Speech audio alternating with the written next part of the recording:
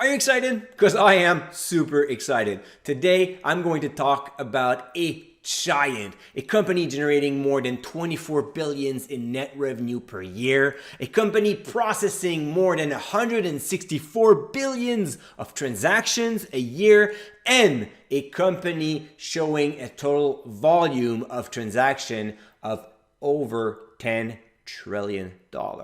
I don't even know how many zeros that makes, right? You guessed it. Today I'm talking about Visa, the world's largest payment processor. It's in my portfolio. We're going to look into it and I'm going to tell you why it is a great deal today.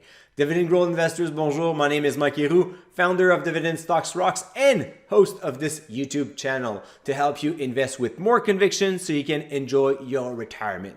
So the first thing I do when I look at a company is I'm trying to understand the business model.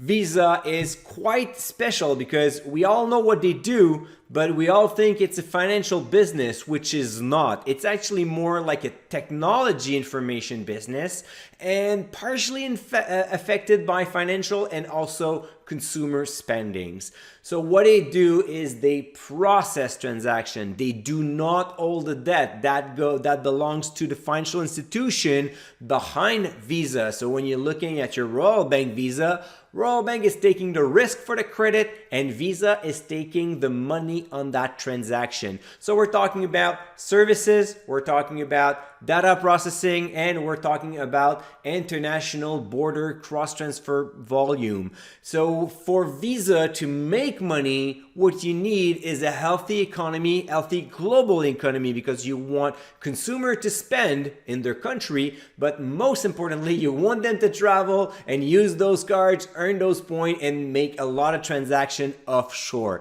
This is how they make money. This is how they generate revenue. Over time, and as a lot of people started to get rid of cash and get more plastic in their wallet, Visa has evolved into a wide variety of services. I mean, we're talking about transferring money from people to people, people to commerce, commerce to commerce, people to government, government to government, pretty much everything that you think of. Money transfer will include Visa or will include MasterCard. Obviously, those are the two largest players, but they are known for the reliability and trustworthy network.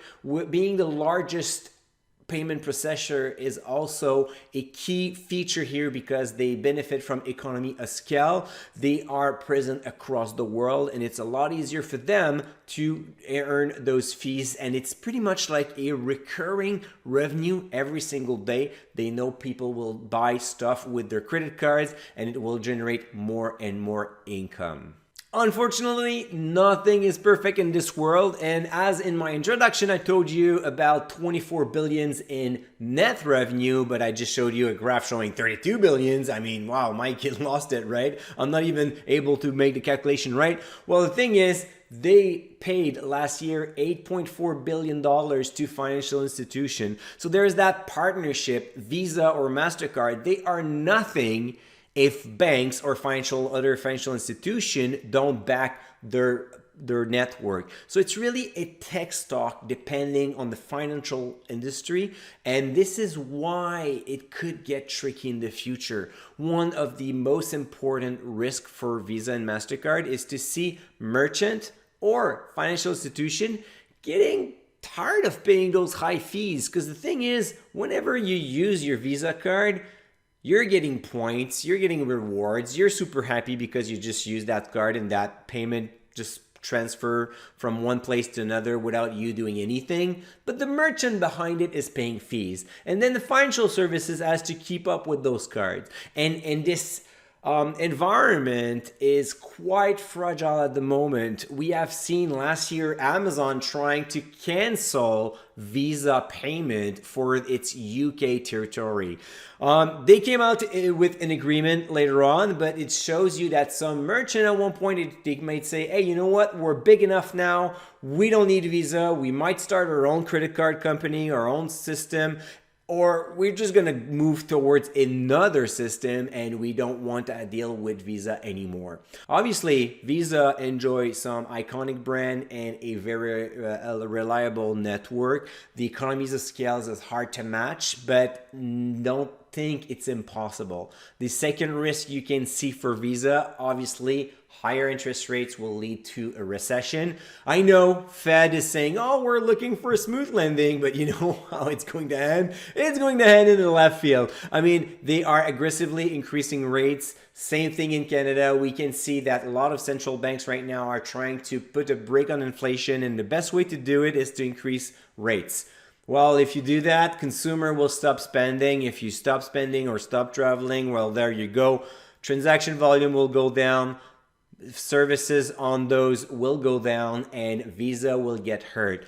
Economies of scale works on one side. The more you do it, the better you become. But on the other side, the less you do, the thinner your margin becomes. So you have to be careful with those two risks. So the first one, merchant and financial institution getting tired of paying high fees. And the other one, the recession could hurt Visa and MasterCard's margin. While there are some risks, when you look at the dividend triangle, you'll notice one thing.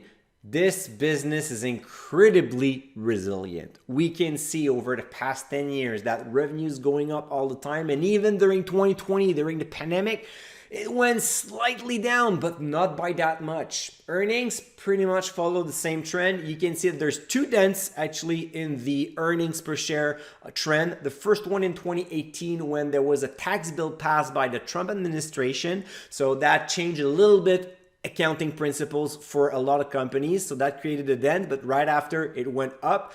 For the second dent in 2020, the pandemic explained it, but since then, it's going back up seriously. Dividend growth, well, you can see it. It's a small dividend, but it's an incredible growth. A lot of investors will tell me, well, Mike, it's not really a dividend paying stocks. I mean, you call yourself the dividend guy and you're talking about Visa at 0.5%, which is nothing.